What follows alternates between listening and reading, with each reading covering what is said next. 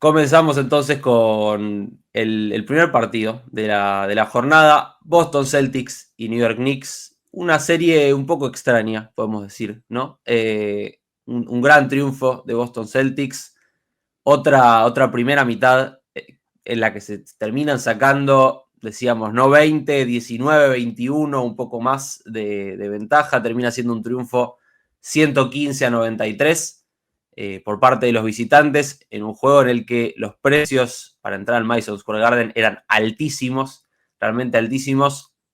Bueno, varios, supongo que algún fanático de Celtics también habrá habido, pero varios pagaron mucho dinero y se vieron una derrota bastante abultada.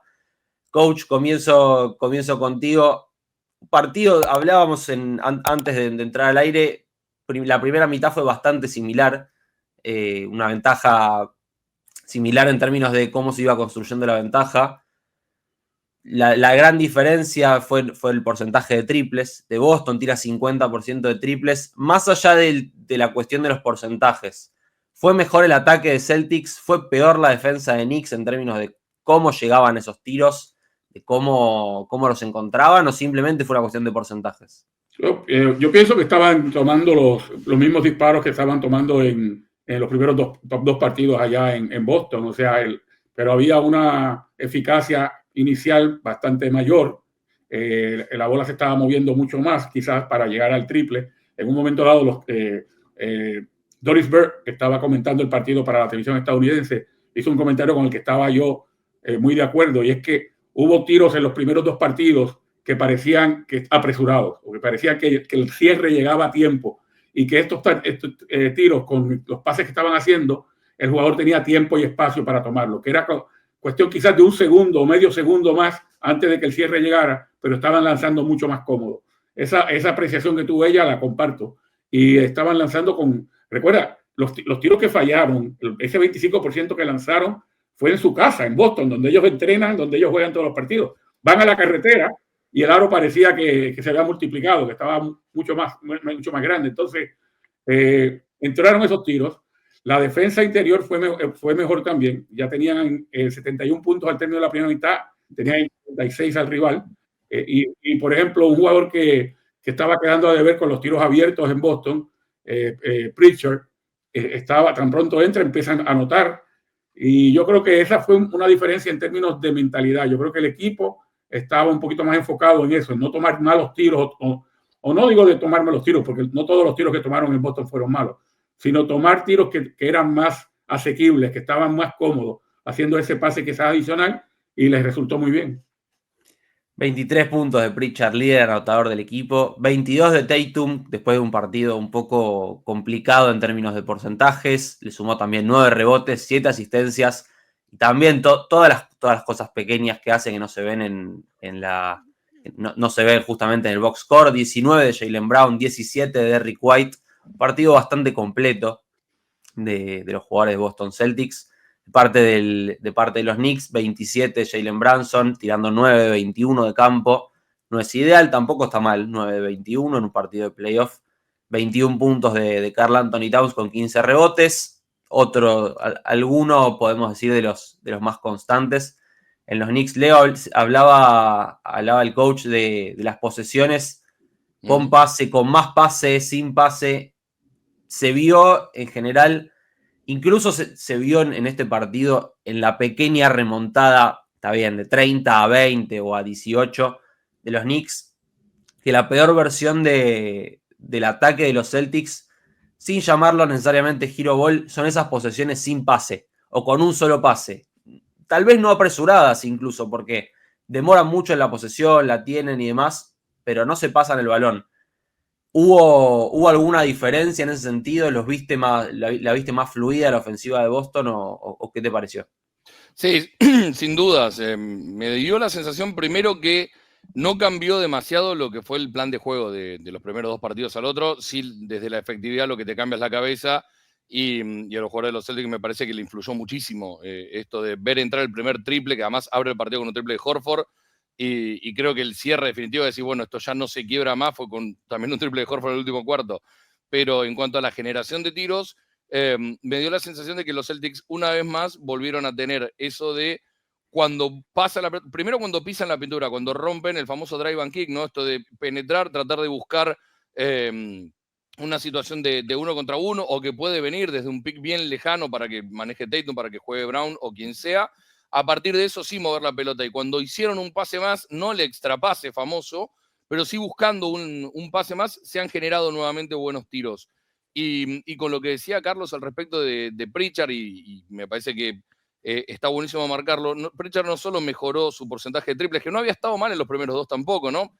2 de 5 en el primero, con un 40% y un 33% en el segundo, con un poquito más de volumen, uno puede decir, bueno, bajó la prestación. La realidad es que se ganó estar 35 minutos en cancha, y esa es la noticia también para los Celtics, que están un poquito más cortos de lo habitual, sin Hauser, y con un Porzingis que se está poniendo a punto jugando. Bueno, a partir de eso, me parece que Pritchard fue diferencial para generar también algunos tiros de recibir y tirar, de catch and shoot, que es lo que también hace él. Ahí, con esas pequeñas cuestiones ajustadas de los primeros dos partidos y creo que sostenidas, es en donde Boston termina rompiendo la hegemonía Nick. A la vez, de 18 y 17 asistencias en los primeros partidos, en esta suman a 23. Está bien, no es una gran diferencia, pero ya tenían 19 al final del tercer cuarto. Es decir, hubo más, una búsqueda más, o hubo más efectividad también en esas posesiones en las que llegaban a partir del juego colectivo. Hablando después, porque podemos hablar mucho de la primera mitad, que la construyó un poco de manera distinta Boston y llegó al entretiempo con mejores sensaciones, por más que el marcador o la diferencia haya sido similar a los primeros dos partidos. Pero el punto era cómo iban a aguantar, o si aguantaban, lo que uno preveía que iba a ser la embestida de los Knicks, esa remontada. Y Carlos, creo que en algún punto defendió bien, tiene buena defensa Boston y fue una constante en esta serie, pero se defendió atacando, metiendo esos tiros, no dejando con los porcentajes que se acerquen los Knicks.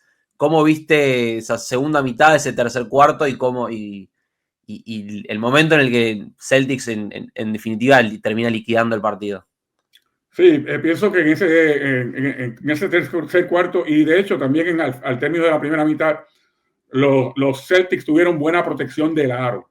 O sea, recuerda que una de las cosas que pasa con Nueva York es que no es un equipo que vaya a ganarte a base de triples. En este caso, por ejemplo, lanzaron apenas 5 de 25 y en muchas ocasiones ellos tratan de llegar hasta el aro y crear o estar en esa área de la pintura y de ahí crear situaciones. Y uno puede decir que quizás todavía por estar pasando por una enfermedad, Porzingis no está a tope, pero Porzingis comenzó a proteger el aro, no solamente a dar tapas, sino a cambiar tiros. Horford hizo lo propio. También Cornet, cuando estuvo en cancha, también, si no mal recuerdo, le dio una tapa en una situación donde el jugador ya parecía que iba a estar para una bandeja. O sea, muchos cambios de tiro. Y eso puso incómodo a Nueva York. O sea, podemos hablar de esa efectividad ofensiva tremenda que tuvo el equipo, y lo hemos hecho, pero la defensiva no permite que llegue Nueva York ni siquiera a los 100 puntos y por eso el partido termina siendo una paliza. Yo creo que ese tercer cuarto lo construyen quitándole el acceso al aro a Nueva York y básicamente diciéndole, aquí no tienen nada que buscar hoy.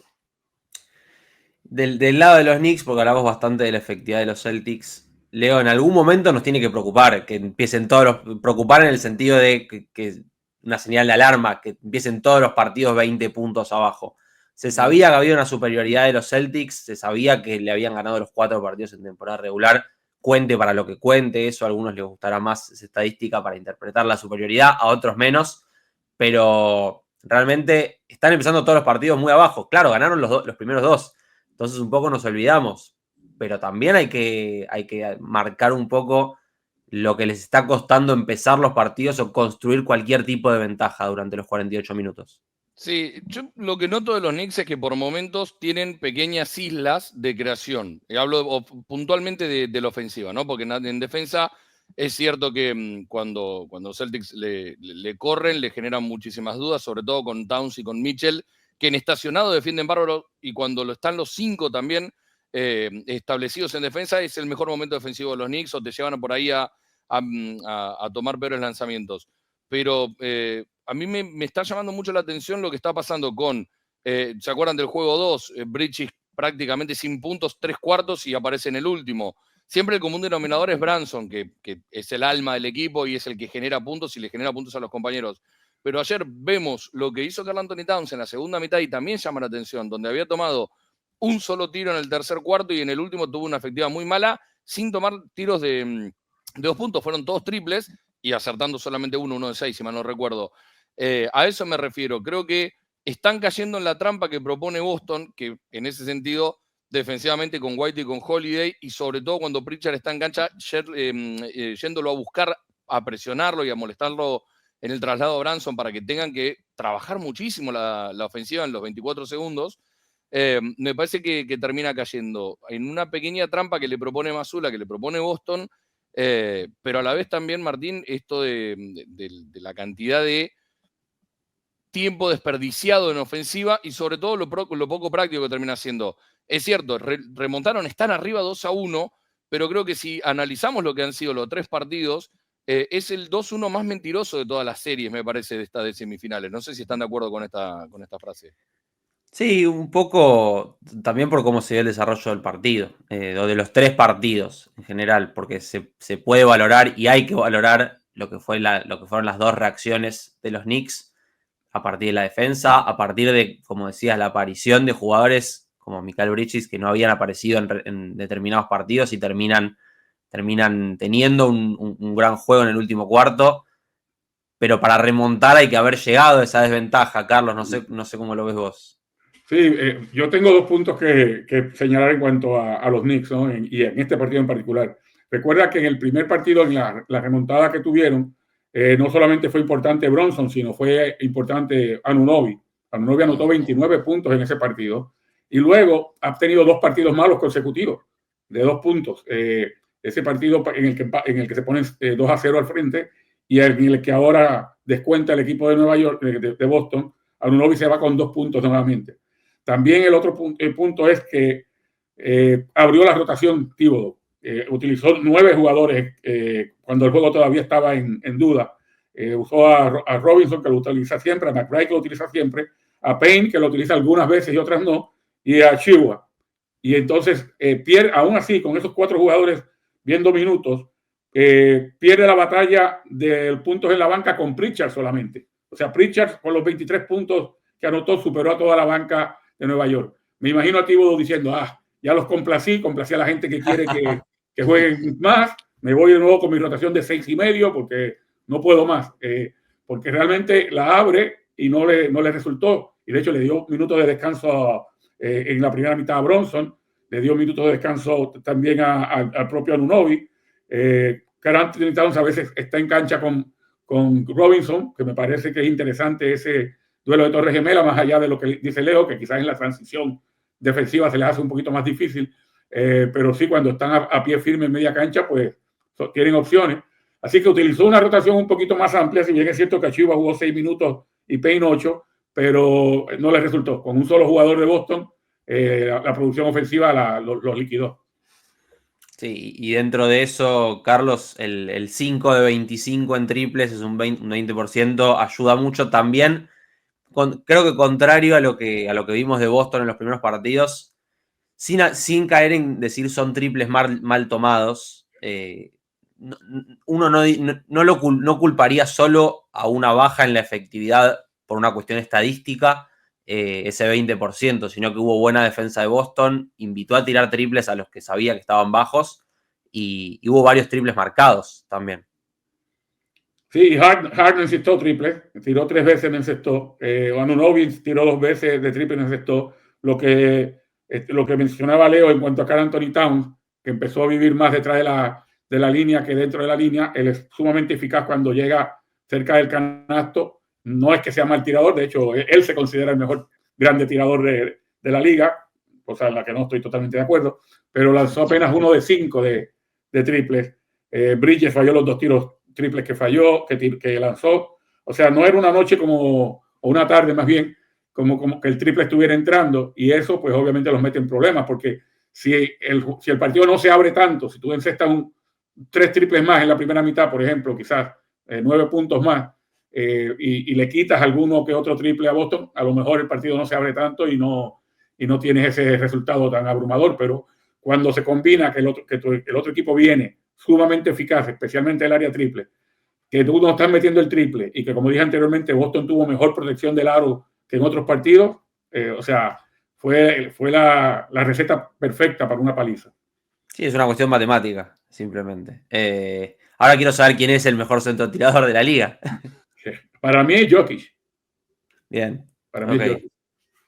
Excelente. Bueno, descuenta. Boston 115-93, termina ganando el juego 3. Se pone 1-2 técnicamente. La serie va a continuar este lunes en el cómodo, contrario a lo que fue ayer, Leo, en el cómodo horario de temprano, en el lunes, temprano por la noche. Sí. Va a estar interesante esto, cómo sigue, y veremos qué nos depara esta serie que va a volver a jugarse en el Madison Square Garden. ¿Y tú? ¿Estás en ritmo?